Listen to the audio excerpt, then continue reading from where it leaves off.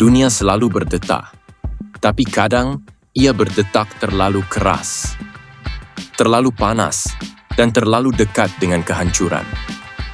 Di Timur Tengah ada bara yang tidak pernah padam. Antara Iran dan Israel ada dendam, ada sejarah, ada luka. Dan mungkin dari situlah Perang Dunia Ketiga akan dimulai. Tapi tunggu, apakah ini hanya soal politik, senjata, dan wilayah? Atau ini adalah pertanda bahwa manusia telah lupa makna dari damai dan eksistensi?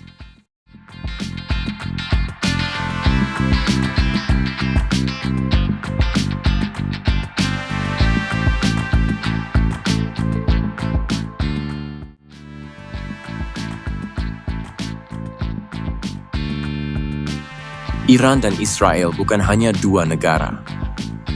Mereka adalah dua simbol, ideologi, agama, dan kepentingan yang berseberangan. Israel berdiri di tanah yang penuh kontroversi, lahir dari luka sejarah panjang Yahudi. Iran berdiri di balik bayangan revolusi, semangat Islam Syiah, dan perlawanan terhadap Barat. Konflik ini bukan soal satu malam. Ini adalah hasil dari puluhan tahun intervensi, penjajahan, dan propaganda. Dan seperti dua kereta yang melaju pada rel yang saling berseberangan, kita tahu ujungnya tabrakan.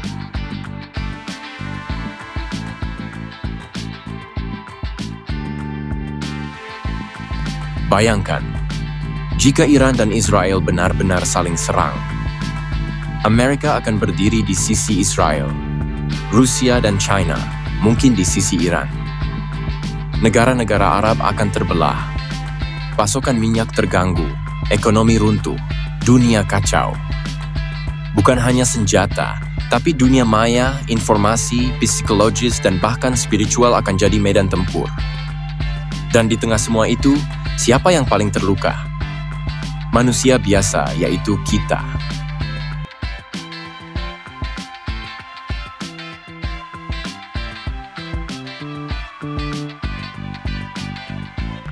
Nietzsche pernah berkata, manusia adalah hewan yang menciptakan makna, lalu dihancurkannya sendiri.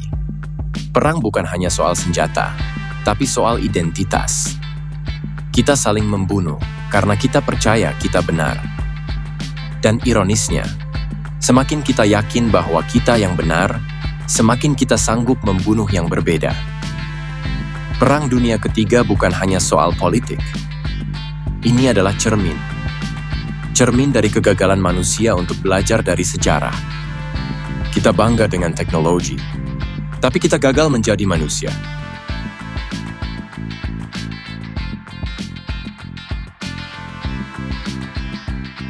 Tapi dari reruntuhan, kadang lahir kesadaran.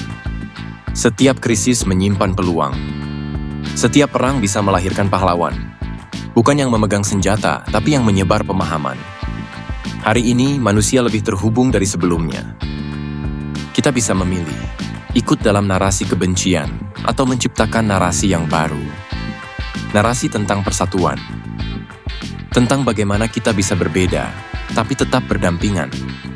Jangan tunggu perang untuk menyadari nilai kedamaian.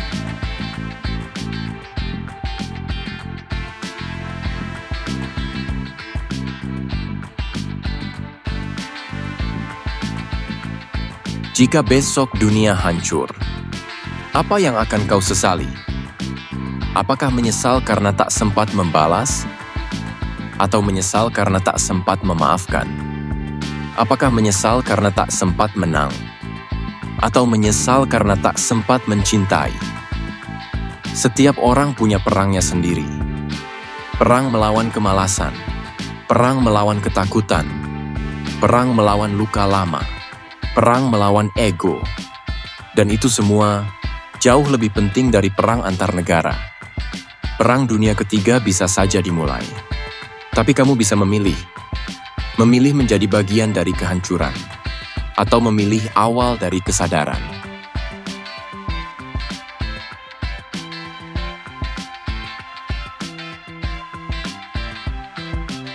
Sejarah bisa berulang, tapi manusia bisa belajar.